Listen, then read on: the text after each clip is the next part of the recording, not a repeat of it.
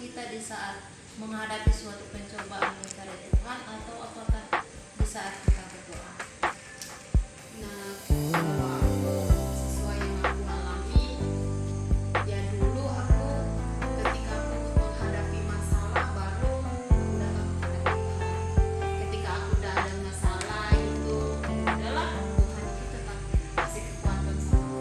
Tapi seiring berjalannya waktu, ketika aku dibina, terus diajar, saya lebih mengerti lagi bahwa ternyata Tuhan itu, meskipun saya nggak ada masalah, meskipun saya itu ada dalam masalah, Tuhan itu selalu ada.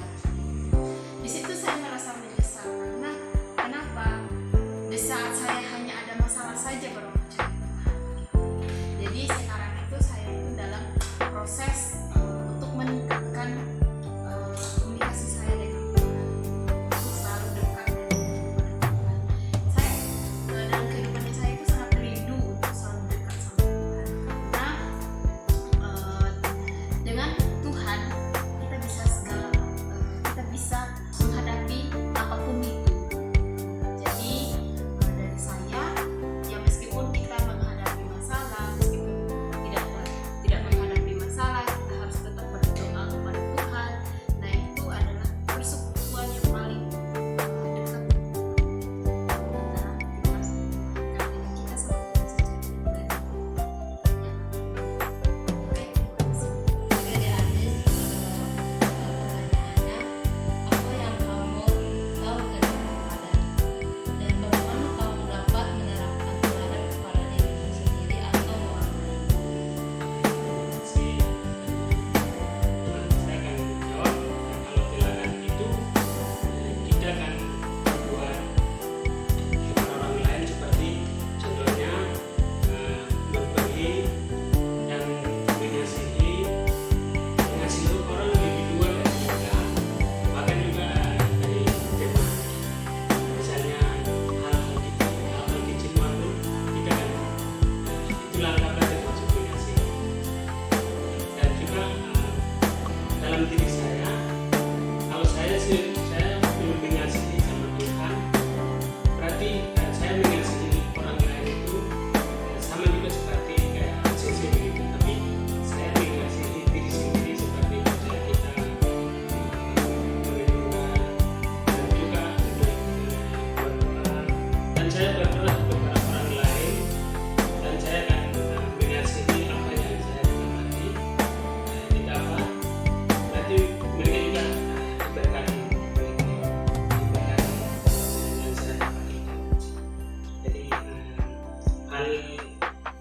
hal mengasihi, bahkan juga diri sendiri saya harus utamakan itu diri saya. Saya mengasihi diri saya seperti yang tadi saya bilang itu, berdoa, mengucap syukur, dan membaca Alkitab, dan saya akan memberikan orang lain supaya mereka juga bisa untuk memahami apa yang saya omong sama mereka.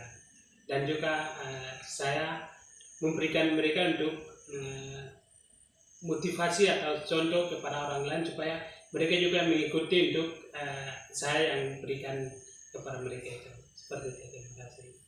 Ketika seseorang menyuruhmu berbuat jahat, apakah kamu melakukannya? Kalau saya sih ya tidak akan melakukannya, karena ketika saya berbuat jahat itu saya sama saja tidak menaati peraturan Tuhan dan juga menyakiti hati Tuhan. Jadi kita yang sudah memahami tentang kebenaran firman Tuhan, memahami mana yang baik dan mana yang tidak baik, pasti kita tidak akan melakukannya, karena kita kan udah semakin tahu gitu mana yang baik dan mana yang tidak baik. Jika itu tidak baik, ya kita jangan melakukan. Jika itu baik bagi kita dan juga baik untuk Tuhan, ya kita akan melakukan, karena itu adalah sebuah pelayanan yang kita lakukan. Nah, kalau ada seseorang yang menyuruh kita berbuat jahat, seharusnya kita itu harus berpikir, ketika saya melakukan ini konsekuensinya itu apa gitu. Jadi kita harus bisa mempertimbangkannya, harus bisa juga berpikir panjang sebelum melakukannya. Dan saya tidak akan berbuat jahat jika ada seseorang yang menyuruh saya untuk berbuat jahat. Seandainya kalau ada yang menyuruh ya, kalau ada orang, seandainya saya menyuruh, tapi ada ininya sewanya, kamu melakukan? Ya meskipun ada sewanya, kalau memang itu adalah jalan tidak baik, saya tidak akan melakukan.